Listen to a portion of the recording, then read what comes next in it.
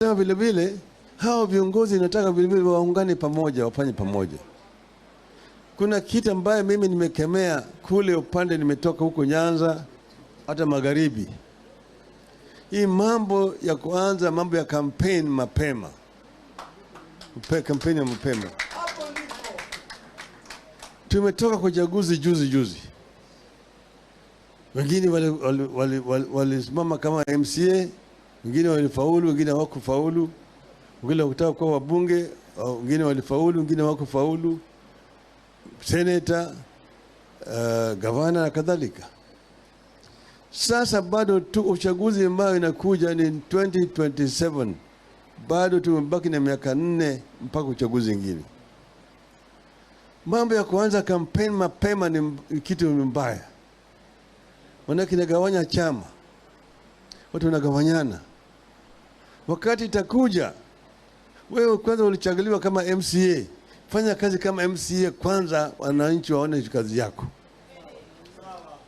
Ili ukifanya vizuri, hiyo ndio utatumia kwenda kuwa kama MP kama unataka next time kuwa kama MP. Lakini ulichaguliwa jana MCA, umeanza sasa mimi nataka kwenda kuwa MP ya Ziga Ganze. Sijui. Fanya kazi yako kwanza kama MCA, wananchi waone kazi yako. Wewe ulichaguliwa kama MP au senator au women rep. Fanya kazi yako kama MP kwanza. Wacha kusema mimi nataka kuwa senator, mimi nataka kuwa women rep, mimi nataka kuwa gavana. Yule ambaye amechaguliwa kama gavana, wacha akafanye kazi yake kwanza ili watu waone kazi yake.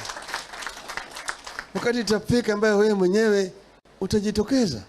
Lakini sio wakati huu. Ukianza kumkemea mtu na kila mara kutenda mahali kwenye mazishi, hiyo nasema hiyo afanye mimi nitakuwa gavana, hiyo nitaleta ugawanyiko. Watu wanagana. Gavana ataanza kufanya kampeni tu. Sasa kwenda chochote. Nimeona hiyo kule kwetu kule Kisumu nimeona. Nimewasomea watu huko. Nimwambia pana, wacheni kwanza jamaa amalize kazi yake. Wakati itafika naangalieni Marekani wanaenda kwa uchaguzi mwezi huu wa 11. Mwaka huu mwezi wa 11. Watu walianza kutangaza watakuwa kama candidates, ijapokuwa yule Biden na ambaye ni incumbent na Trump. Lakini watu wapya walianza tu mwezi 2-3 iliyopita.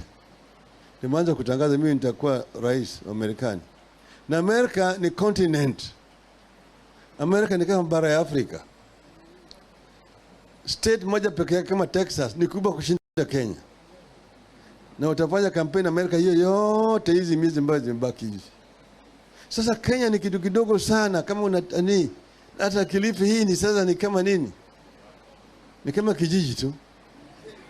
Ukitaka kufanya kampeni Kilifi utafanya, lakini wacha bwana Mung'aro afanye kazi yake.